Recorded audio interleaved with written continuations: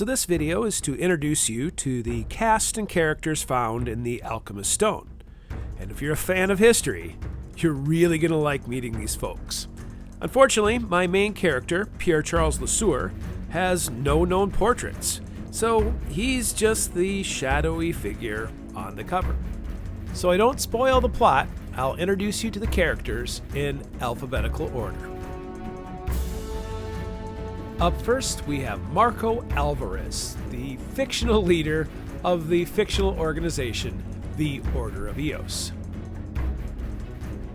Next, we have Chief Bakinas of the Ojibwe, from a fictionalized clan of the Ojibwe, the Wijigan.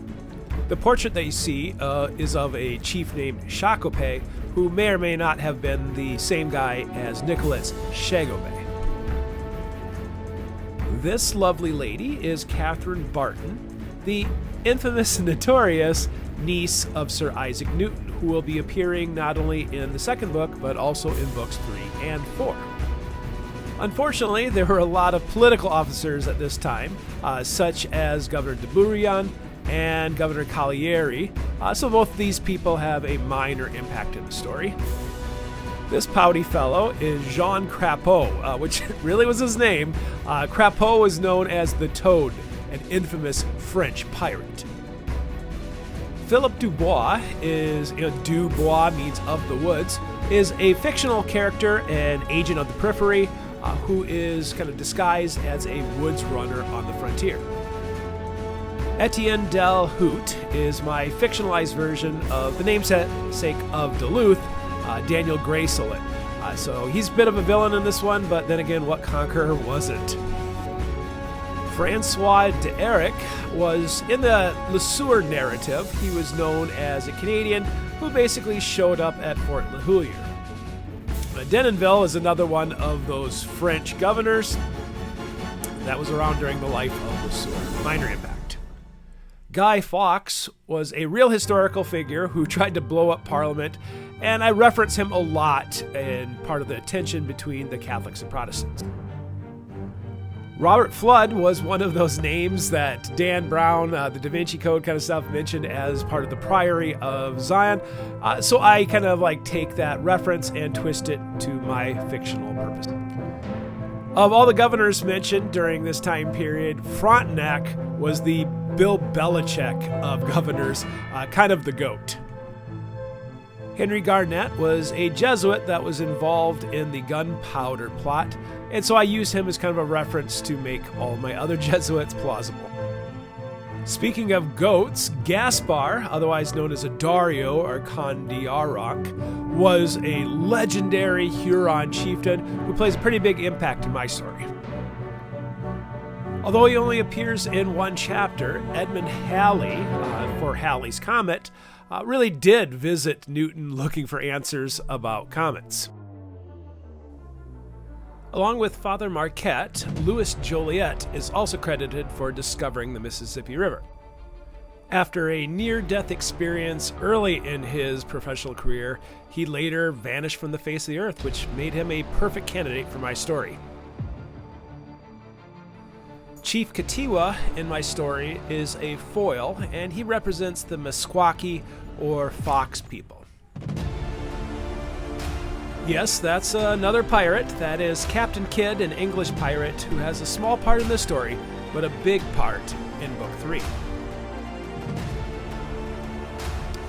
Labar is another governor, and it just goes to show how, the upheaval of the time period. Governors were coming and going, and I don't remember much about Labar.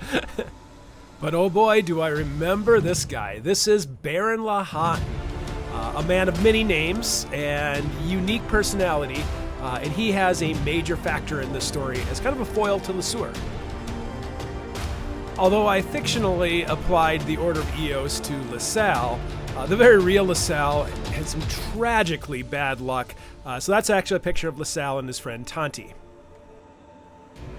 Priests and governors, that's Laval, another one of the political figures.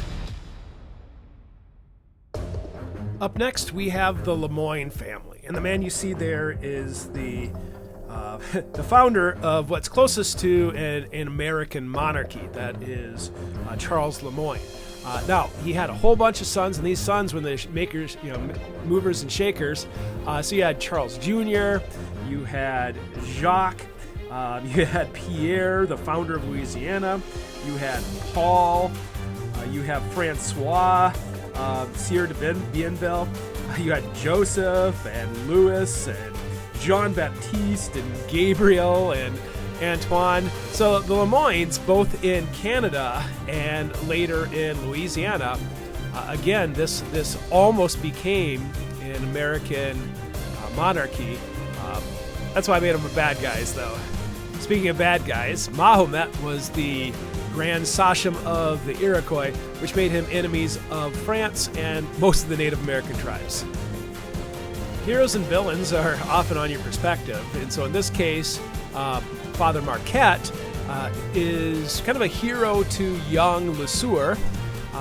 It depends on your perspective, because of course he was looking to, find ways to access the upper Mississippi and Missouri River.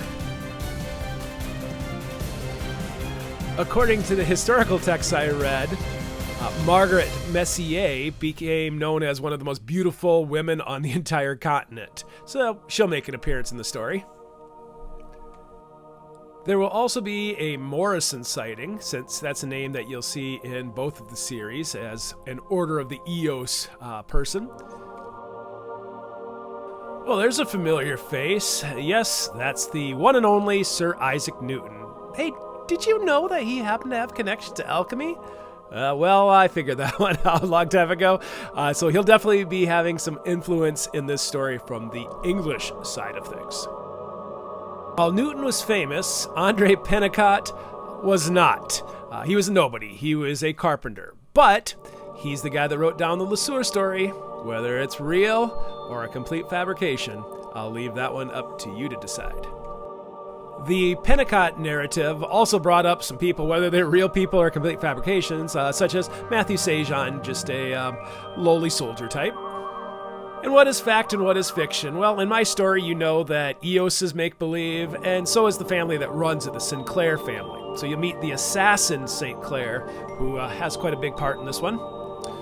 Teoscate was a real figure, perhaps the first Ocheti Sako and her Sioux delegate to travel to Montreal, so he's pretty interesting.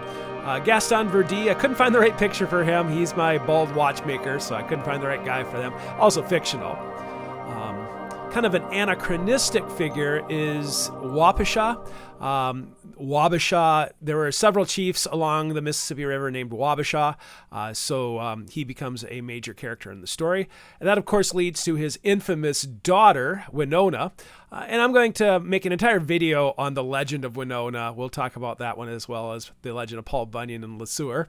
And my final character we'll introduce you to is White Raven, who is from the Lakota tribe, specifically the Blackfoot, who have a connection to Chief Thunderface, from those of you that read the Alchemist map. So those are my characters.